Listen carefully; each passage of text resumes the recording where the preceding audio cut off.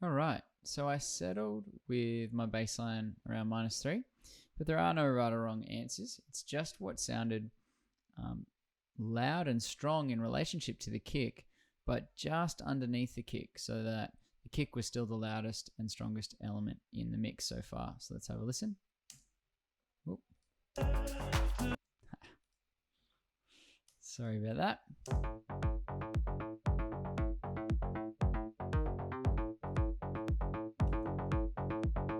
If I go up, it feels like it's dominating the kick.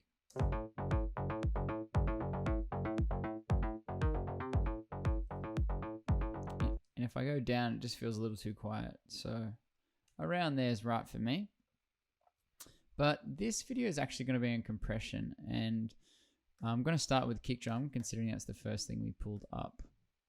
So I'm going to use session view because we'll be using a peak meter with compression, and I'm actually going to use the glue compressor. It's my go-to out of the two in Ableton. When I'm doing a professional mix, I am using other VSTs, but for now, I'd probably recommend use the glue or use the other compressor if you feel a bit more comfortable with it. Remember, the needle shows you the gain reduction or if the compression is actually happening. And the first thing we've got to do is just bring down the volume until that needle starts moving. That lets me know the threshold's being crossed and some compression is actually happening to the kick drum. And then I've basically just got to figure out whether I'm doing a good job or a bad job, making it worse or better. Okay, so we can see some. Anywhere around 5, probably max 10. Above 10 is really heavy compression for our kick drums.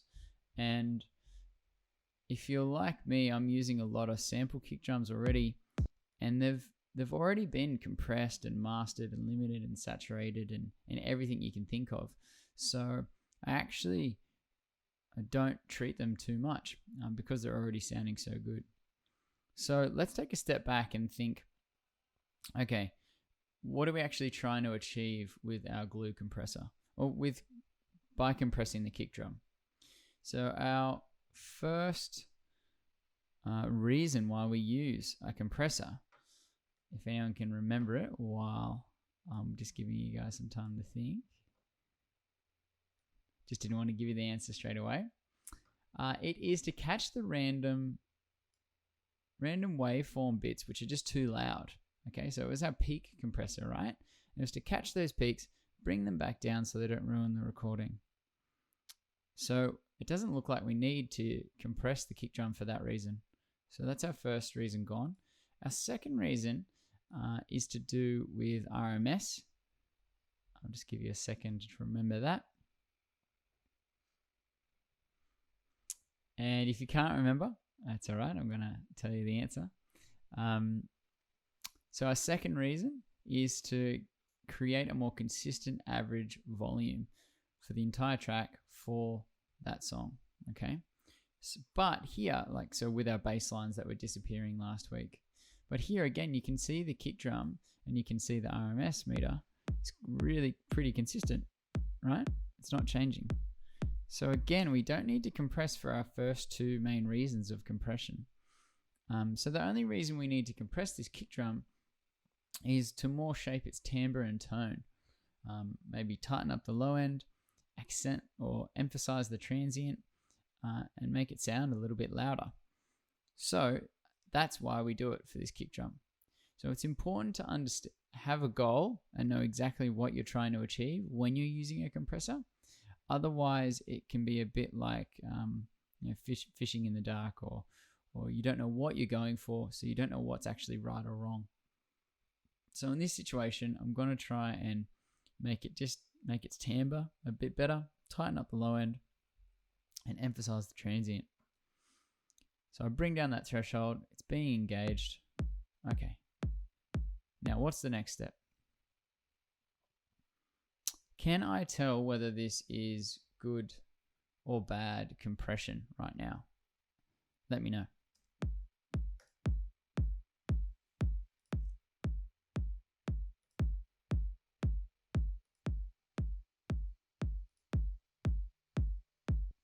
What's changing that is blurring my decision making? Well, what's changing that's stopping me from able to be just hearing the compression? The answer is volume. It's clearly louder when the compressor is off. And we can even see that on our meters. Okay. So once I've got it engaged, the very first thing I actually do is get that unity gain and that one in, one out situation going on.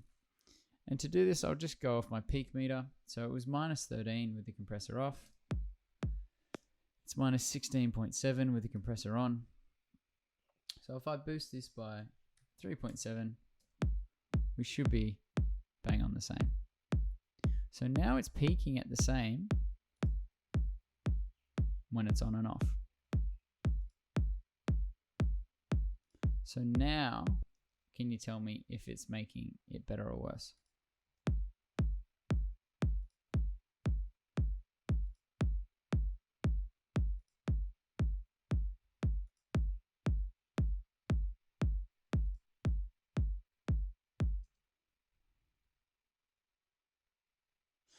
I'm actually going to leave the answer for that for the class discussion.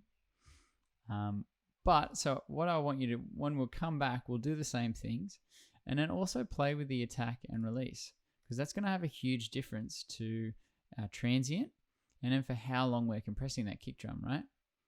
So if I make it quicker, we're going to catch more of the transient, turn it down. It'll make the drum a little bit duller.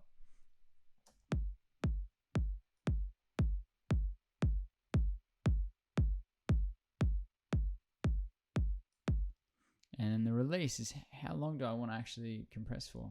This one, probably a short amount of time. And I'll probably leave my attack just a little bit past the one, usually around there, so that the transient is getting through. And that's pretty much what I do.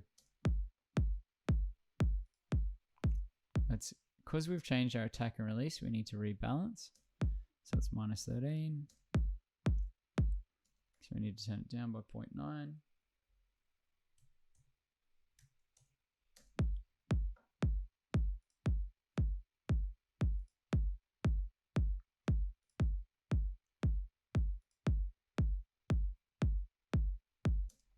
So I think I've done a better job. The only way to really tell would be to actually do it again and change some different settings, right? And that's what I'd encourage you to do. And then just turn them on and off to figure out which one is better, okay? And especially at your level when you're starting out, very common to do this. And even professionals will do this, but with different compressors, so they'll be getting different tones. So have some fun, compress the kick drum. We're going to do that in class now. And then for the rest of today, we're just going to be getting stuck into this set. So bringing up the volumes, compressing each track, and taking it from there. All right, thank you.